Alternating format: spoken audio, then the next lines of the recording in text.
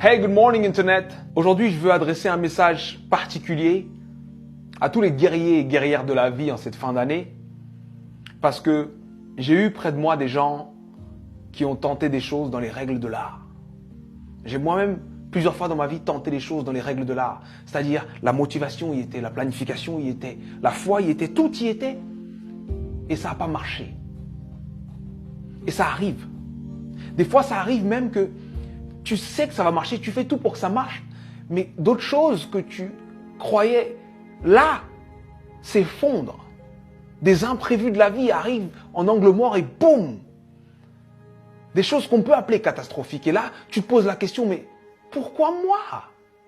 Pourquoi c'est aussi dur pour moi? Pourquoi ça m'arrive à moi?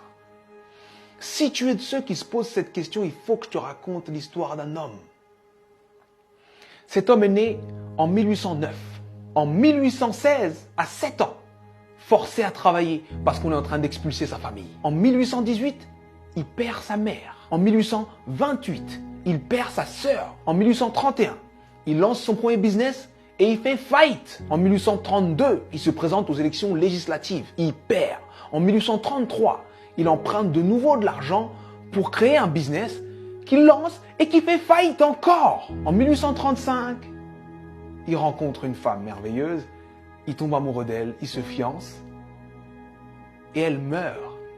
En 1836, il rentre dans une période sombre de sa vie, il rentre dans une dépression profonde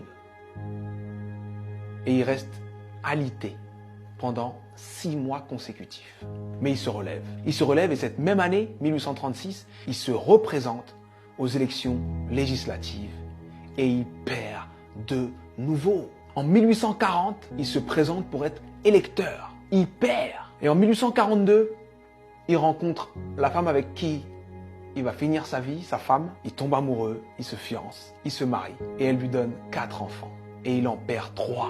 En 1843, il se présente au Congrès et il perd. En 1845, il se présente de nouveau au Congrès et il perd de nouveau. En 1850, son fils meurt.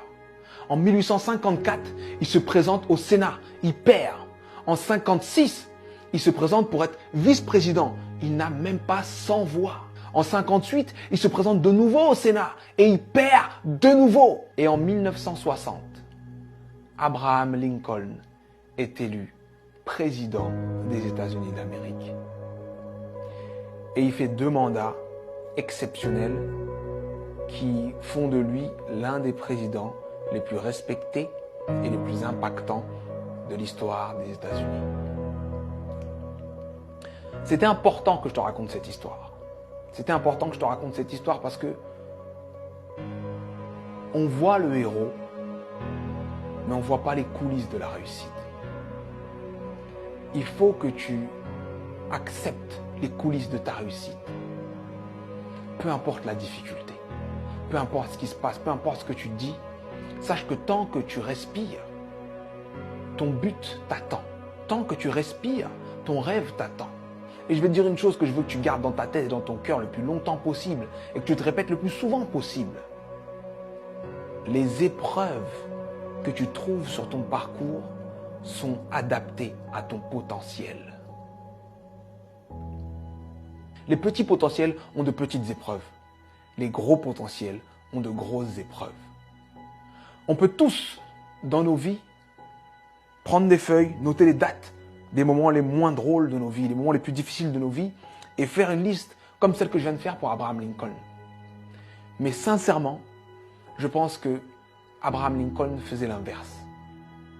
Pour avancer dans les coulisses de la réussite, pour avancer face à toutes ces épreuves, il faut se focaliser sur ce qu'il y a de bon, de positif, et ce qui nous donne envie d'avancer. Donc, je sais que ça peut être dur d'être au cœur de la tourmente, ça peut être dur de perdre des gens, de faire face à l'échec encore et encore et encore.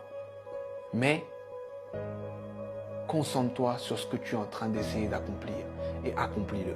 Et je peux te garantir que parce que tu es passé par là, tu as changé l'ampleur, le sens et le goût de ta réussite. Alors traverse ces épreuves. Elles sont adaptées à ton potentiel, elles sont là pour te faire grandir. C'était SUDI. J'espère que cette vidéo t'a plu. Et si elle t'a plu, partage-la. Merci.